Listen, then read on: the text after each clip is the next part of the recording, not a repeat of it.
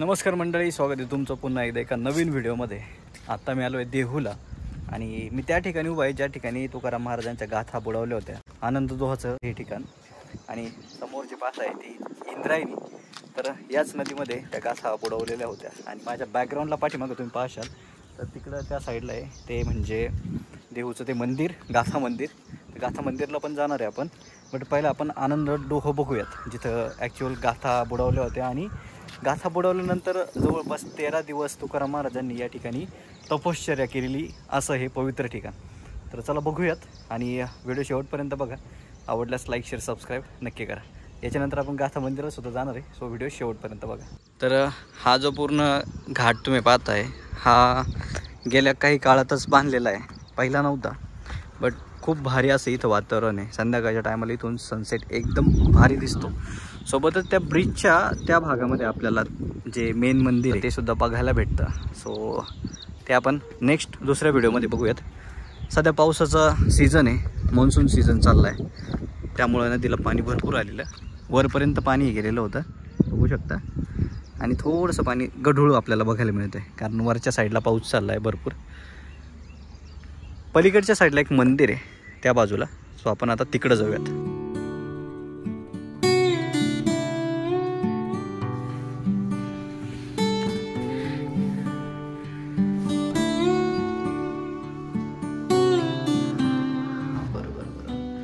तर मित्रांनो, ही जे तुम्ही शिळा बघताय हा शिळेचा एक भाग आणि दुसरा भाग जो आहे तो तुकाराम महाराज मंदिर जे आहे देऊमध्ये दुसऱ्या बाजूला, त्या मंदिरामध्ये याचा अर्धा भाग ठेवला आहे।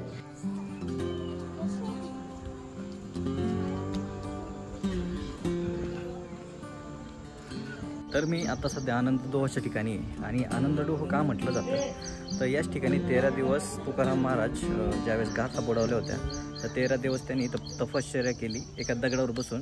आणि आतमध्ये जे मंदिर होतं आत्ता, तर त्या मंदिराच्या ठिकाणी आपण बघितलं की एक शिळा ठेवलेली होती। शिळ्याचा एक तुकडा या ठिकाणी ठेवलेला आहे। ॲक्च्युली दुसरा जो तुकडा आहे तो तुकाराम महाराजांचं जे मंदिर आहे मेन मंदिर, त्या मंदिरामध्ये ते शिळा ठेवली आहे तुकाराम महाराजांची, ज्या ठिकाणी ज्या शिळेवर बसून त्यांनी तपश्चर्या केली होती ती शिळा। आणि त्याचबरोबर 13 दिवस ती तपश्चर्या केली आणि 14व्या दिवशी त्यांच्या तपश्चर्याला फळ म्हणून त्या गाथा तरून वर आल्या होत्या असं म्हटलं जातं। इंद्रायणी डोहात गाथा तरल्या होत्या असं जी काही एक ऐकतो आपण असं जे काही ऐकतो आपण, तर हेच ते ठिकाण होतं ज्या ठिकाणी त्या गाथा तरून वर आल्या। आणि त्याच्यानंतर मग आपल्याला त्या गाथांचं काय महत्त्व आहे असं ते दिसतंय। सो इथं तुम्हाला ती एक शिळेचा तुकडा सोबतच हा आनंदडोह पाहायला भेटतो। तर असं काहीच आहे ठिकाण, एवढं भारी वातावरण आहे या ठिकाणी, एवढं प्रसन्न वातावरण आहे या ठिकाणी। ॲक्च्युली मी इथं बऱ्याच वेळ बसलो, अर्धा पाऊण तास आम्ही इथं बसलेलो होतो। माझ्यासोबत माझी भाचीसुद्धा आली होती, तिला म्हटलं चल आपण जाऊ फिरून येऊ जरासं। तिला आता शाळा आहे, तिला शाळेमध्ये जायचं आहे आणि आता मी सुद्धा जातो आहे गाथा मंदिराकडे। तर बघूयात गाथा मंदिर। आनंदडोहापासून फक्त 100 मीटरच्या अंतरावर आपल्याला हे गाथा मंदिर पाहायला भेटतं आहे। तर आपण त्या बाजूने जाऊया, समोरच्या बाजूने, आणि गाथा मंदिर बघूयात।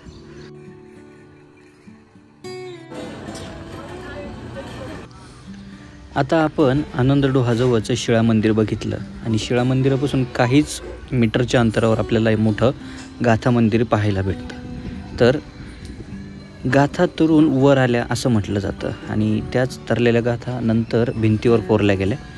तर हेच ते गाथा मंदिर होतं। आजूबाजूचा परिसर जर सांगायचं झाला तर एकदम शांत असा हा परिसर, सोबत स्वच्छतासुद्धा खूप आहे या मंदिराच्या परिसरामध्ये।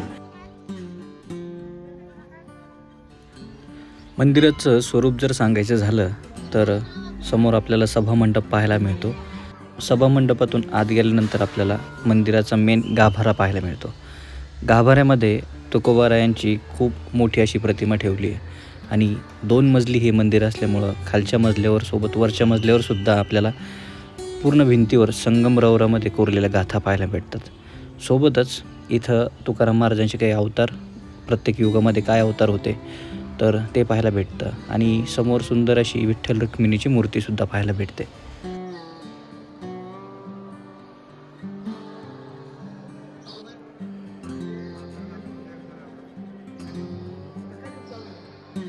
तर मित्रांनो, या व्हिडिओमध्ये आपण देहूचं गाथा मंदिर बघितलं, सोबत आनंदडोह बघितलं ज्या ठिकाणी गाथा बुडवल्या होत्या। तर दोन्ही खूप भारी या ठिकाणी आहेत. तर दोन्ही ठिकाणं खूप सुंदर आहेत. आणि गाथा मंदिरला थोडंसं आहे ना रिस्ट्रिक्शन आहे, तिथं फोटोज व्हिडिओज वगैरे बनायला अलाउड नाही आहे. सो मी तिथल्या काही क्लिप कलेक्ट करून व्हॉइस ओव्हर दिला त्याला. तर असा होता आजचा आपला व्हिडिओ.